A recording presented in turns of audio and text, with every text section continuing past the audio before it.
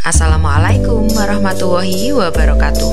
Jumpa lagi di YouTube channel saya, Tessa Erviana. Pada kesempatan kali ini saya akan mempresentasikan tugas koneksi antar materi modul 2.2 pembelajaran sosial emosional. Sebelum mempelajari modul ini, saya berpikir bahwa kompetensi sosial emosional murid akan terbentuk dengan sendirinya sejalan dengan bertambahnya umur mereka menuju kedewasaan. Sehingga dalam pembelajaran di kelas saya lebih berfokus pada penyampaian materi pembelajaran.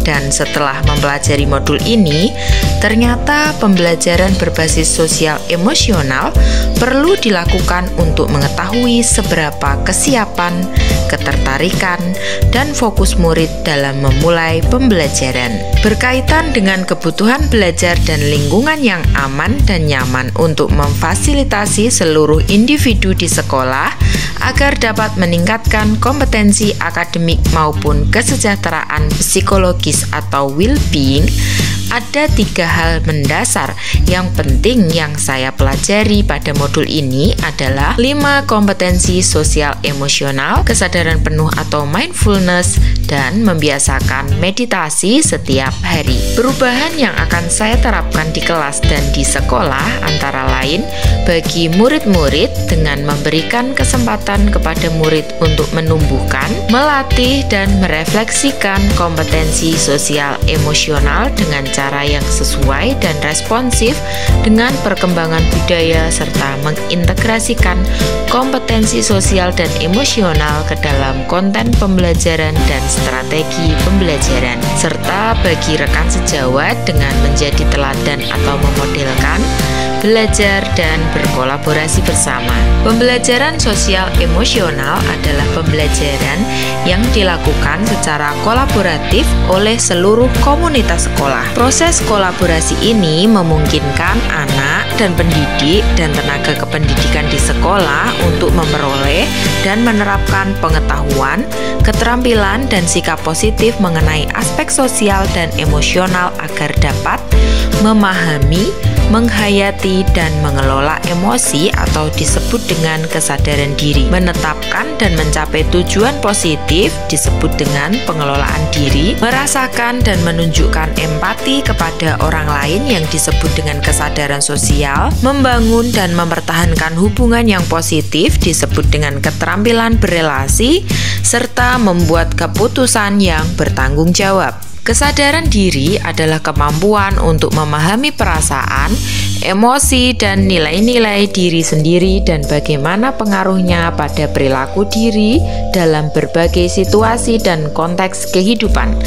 Contohnya, mengidentifikasi kekuatan diri, mengidentifikasi emosi dalam diri, menunjukkan kejujuran, menghubungkan perasaan, pikiran, dan nilai-nilai, menguji dan mempertimbangkan prasangka, memupuk efikasi diri, memiliki pola pikir bertumbuh, mengembangkan minat, dan menetapkan arah tujuan hidup. Manajemen diri adalah kemampuan untuk mengelola emosi, pikiran, dan perilaku diri secara efektif dalam berbagai situasi dan untuk mencapai tujuan dan aspirasi.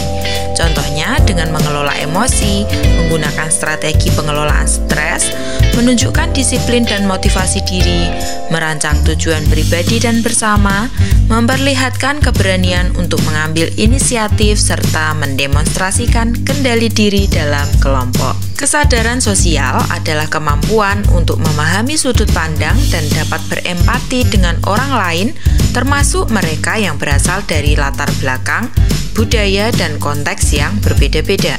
Contohnya dengan mempertimbangkan pandangan atau pemikiran orang lain, mengakui kemampuan orang lain, memiliki rasa welas asih, menunjukkan keprihatinan atas perasaan orang lain, mengekspresikan rasa syukur, mengidentifikasi ragam norma sosial termasuk norma yang menunjukkan ketidakadilan. Selanjutnya, keterampilan berelasi adalah kemampuan untuk membangun dan mempertahankan hubungan yang sehat dan suportif.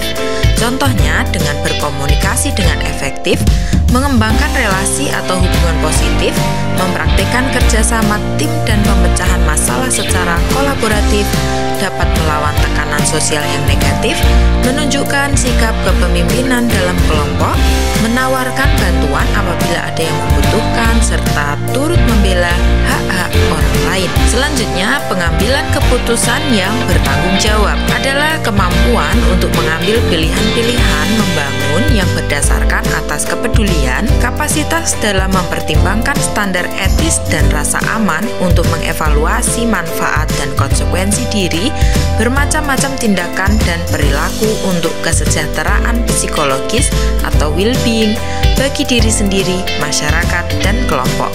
Contohnya dengan menunjukkan rasa ingin tahu dan keterbukaan pikiran, mengidentifikasi atau mengenal solusi dari masalah pribadi dan sosial, belajar membuat keputusan yang beralasan, mengantisipasi dan mengevaluasi konsekuensi tindakan yang dilakukan, serta menyadari keterampilan berpikir kritis sangat berguna baik bagi lingkungan sekolah maupun di luar sekolah. Kesejahteraan psikologis atau well-being, suatu kondisi individu yang memiliki sikap positif terhadap diri sendiri dan orang lain, serta dapat membuat keputusan dan mengatur tingkah lakunya sendiri, dapat memenuhi kebutuhan dirinya dengan menciptakan dan mengelola lingkungan yang baik, memiliki tujuan hidup dan membuat hidup mereka lebih bermakna, serta berusaha mengeksplorasi dan mengembangkan dirinya. Dengan memahami ketiga hal tersebut, penerapan kompetensi sosial emosional baik pada siswa maupun pada guru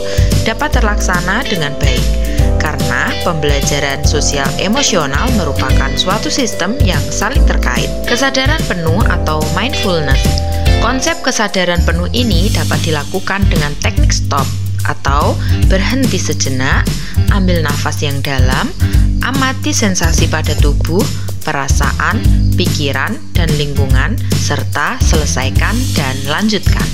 Praktik kesadaran penuh ini memperkuat 5 kompetensi sosial dan emosional atau KSE yang penerapannya mencakup ruang lingkup kelas, keluarga, serta komunitas. Untuk PSE yang berkaitan dengan kelas dan sekolah dilakukan melalui 4 indikator, yaitu pengajaran eksplisit, integrasi dalam praktek mengajar guru dan kurikulum akademik, penciptaan iklim kelas dan budaya sekolah, dan penguatan kompetensi sosial dan emosional pendidik dan tenaga kependidikan di sekolah. Koneksi antar materi, modul 1.1 dan modul 2.2. Guru dapat membantu peserta didik mencapai keselamatan dan kebahagiaan jika mereka memiliki kesadaran diri dan pengelolaan emosi dengan baik, sehingga mereka mampu berempati, berinteraksi dengan baik, serta membuat keputusan yang bertanggung jawab. Koneksi antar materi modul 1.2 dan 2.2.